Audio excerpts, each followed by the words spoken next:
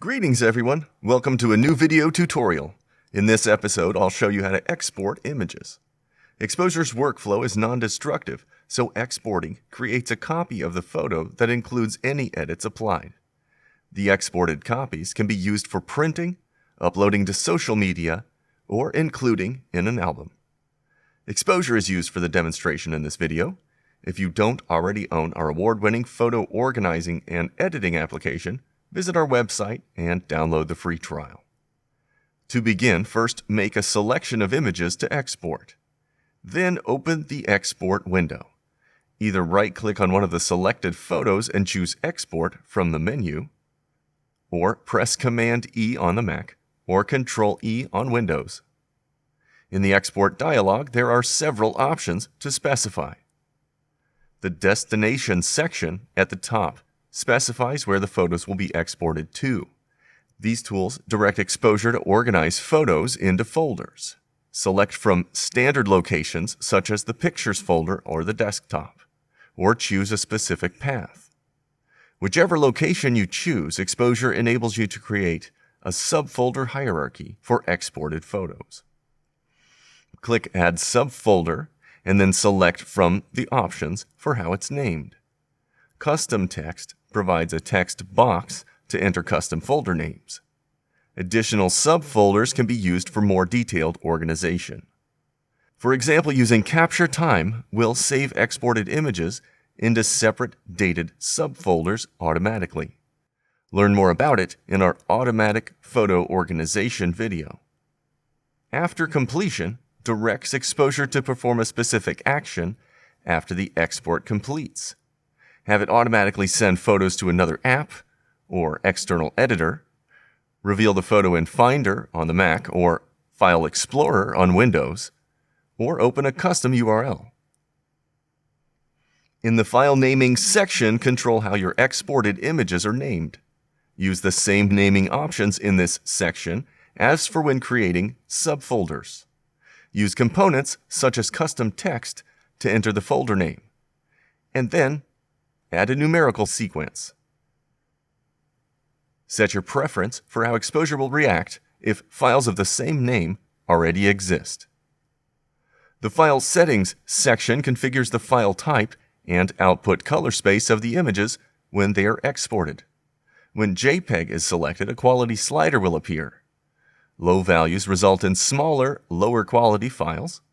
Most often, it's recommended to set this at the high end of the range. TIFF files include compression and bit depth controls. From the compression list, ZIP adds lossless compression, but may not be compatible with all applications.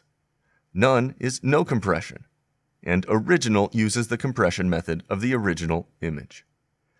For bit depth, use 16 bits for higher quality, larger files, or use 8 bits for compatibility with older applications. The original file type exports using the same format as the original image. When exporting a RAW file, Exposure writes a copy of the RAW file to the destination folder and includes the sidecar file that contains all of Exposure's settings for the photo. This is useful for importing into another application like Lightroom. Most of Exposure's visual edits aren't accessible to other applications, but some metadata and crop settings are. Color space controls the color space for TIFF and JPEG files when they are exported. Use sRGB for files that will be used on the web. Adobe RGB and ProPhoto RGB are for high-quality situations like print work. If the exported photos will be printed, add output sharpening to compensate for ink spread. Start with a low sharpening amount because it provides noticeable but not dramatic sharpening and is effective for most photos. A small sharpening radius will sharpen only fine details like hair. A wide radius will sharpen larger details and can be used if your print is to be viewed at a distance. The media type list will set an appropriate radius for your paper type. The metadata section controls whether information embedded in your image file, such as camera settings and copyright info, will be included with the images you export. The watermarks selector allows you to add text or a logo to your photo on export. Watch our watermarks tutorial video for details on designing them. Image sizing is the last section. Check the Resize to Fit box to resize images. Enter either the new horizontal or vertical dimension, and Exposure will calculate the other one. Choose between pixels, inches, and centimeters. Note that Exposure will not enlarge the image.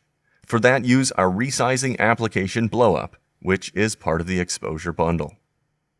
Match the orientation means the height will be automatically swapped as necessary to match the portrait or landscape orientation of the image being exported.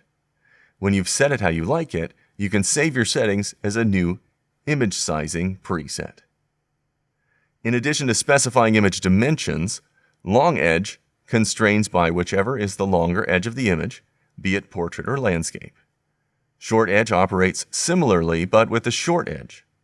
Megapixels limits the total number of pixels by shrinking the image until its width times height is less than the specified value.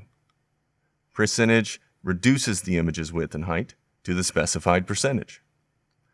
With all of the options set, press the Export button to start the process. Back in the grid view, notice the Export progress bar. While the export is happening, you can continue to use Exposure. Just drag the progress bar out of the way and continue working. Because Reveal in Finder was set as the after completion option, when the export is complete, Exposure opens the Finder folder to the exported images. And that completes our lesson in exporting images. Thanks for watching. Learn more about using Exposure over on our website, exposure.software. Subscribe to us on YouTube for updates about all of the new videos we share, including videos on our other photography software.